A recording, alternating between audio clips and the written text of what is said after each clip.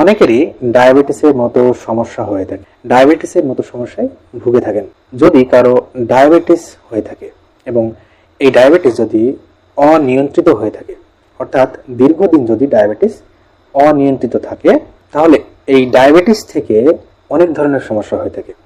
শারীরিক অনেক ধরনের জটিলতা দেখা দিতে পারে, অনেক রোগ ব্যাধি সৃষ্টি হতে পারে। এর ভিতরে অনেকেরই ডায়াবেটিক নিউরোপ্যাথি বলে একটি ডিজিজ হয়ে থাকে। তাই এক্ষেত্রে ডায়াবেটিসকে নিয়ন্ত্রণ রাখা বিশেষ জরুরি।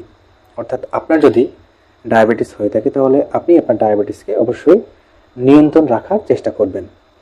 আর তা না হলে এই ডায়াবেটিস থেকে অনেক ধরনের রোগ ব্যাধি সৃষ্টি হবে এবং বিশেষ করে ডায়াবেটিক নিউরোপ্যাথির মতো সমস্যাও কিন্তু হতে পারে।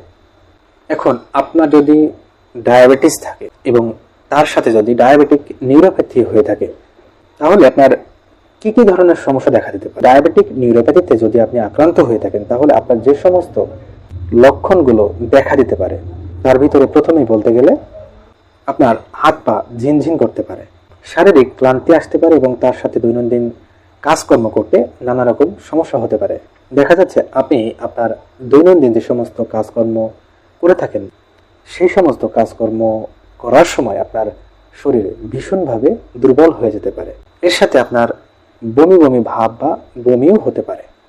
শরীরের বিভিন্ন অংশে ব্যথা বেদনা বেড়ে যেতে পারে। বিশেষ করে দেখা যাচ্ছে আপনার পেশির দুর্বলতা হতে পারে, মাংসপেশির ব্যথা বেড়ে যেতে পারে।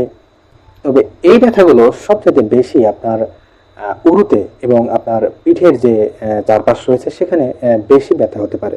এর সাথে আপনার ডায়রিয়া বা পাতলা পায়খানার সমস্যা কিন্তু দেখা দিতে পারে। আপনার কোষ্ঠকাঠিন্যের সমস্যাও কিন্তু হতে পারে। আপনি যখন কোনো খাবার গ্রহণ করবেন বা আপনি যখন খাবার খাবেন, অল্প কিছু খাবার খেলেও দেখা যাচ্ছে আপনার পেট ভরে গিয়েছে এমন একটি অনুভূতি মনে হওয়া। এর সাথে আপনার পেট ব্যথাও করতে পারে। এরপরে আপনার স্পর্শের সংবেদনশীলতা বেড়ে যাওয়া, অর্থাৎ আপনার কোনো কিছু স্পর্শের সংবেদনশীলতা দেখা যাচ্ছে আপনার বেড়ে যাচ্ছে। অনেক ক্ষেত্রে আপনি যখন বিছানায় ঘুমাতে যাচ্ছেন, সেই বিছানার চাদর যদি আপনার গায়ে অল্প একটু স্পর্শ হয়, তাহলে দেখা যাচ্ছে আপনার অনেক ব্যথা করছে শরীর, আপনার এরকম একটি অনুভূতি মনে হওয়া। এর সাথে শরীরে জ্বালাপোড়া করা এবং শরীরে কাটা ফোটা মতো এক ধরনের অনুভূতি সৃষ্টি হওয়া। পায়ের গুরুতর সমস্যা, অর্থাৎ আপনার আলসারের সমস্যা হওয়া এবং আপনার শরীরে হাড় এবং জয়েন্টের ক্ষতি হওয়া। এরপরে প্রস্রাবের নানা রকম সমস্যা দেখা দেওয়া, অর্থাৎ আপনার প্রস্রাব ধরে রাখার যে ক্ষমতা সেটি আপনার কমে যেতে পারে।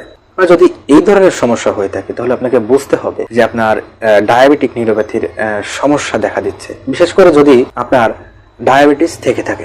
এছাড়াও যদি আপনার শরীরে, বিশেষ করে আপনার পায়ে যদি কোনো ক্ষত হয় বা ঘা হয়, সে ঘা যদি আপনার বা ক্ষত যদি আপনার খুব তাড়াতাড়ি ভালো না হয়, কিংবা এই ঘা বা ক্ষত যদি খুব সহজে না সেরে ওঠে, তার সাথে আপনার শরীরে অনেক জ্বালাপোড়া করে, আপনার হাতে পায়ে ঝিনঝিন করে, আপনার শরীর অনেক দুর্বল অনুভূতি যদি হয়ে থাকে, আপনার ক্ষুধামন্দার সমস্যা যদি দেখা দিয়ে থাকে, এর সাথে যদি আপনার ঘুমের সমস্যা হয়, আপনার যৌন দুর্বলতা দেখা দেয় এবং আপনার প্রস্রাবে নানা সমস্যা যদি দেখা দেয়, বিশেষ করে যদি এমন হয় আপনার প্রস্রাবে জ্বালাপোড়া করে এবং আপনি যদি প্রস্রাব ধরে রাখতে না পারেন, তাহলে আপনাকে চিকিৎসা গ্রহণ করতে হবে। আপনার ডায়াবেটিসকে অবশ্যই নিয়ন্ত্রণ রাখতে হবে এবং ডায়াবেটিসের কারণে যদি এই ধরনের সমস্যাগুলি হয়ে থাকে এবং আপনার যদি ডায়াবেটিক নিউরোপ্যাথি হয়ে থাকে, তাহলে আপনাকে অবশ্যই সঠিক সময়ে সঠিক চিকিৎসা গ্রহণ করতে হবে।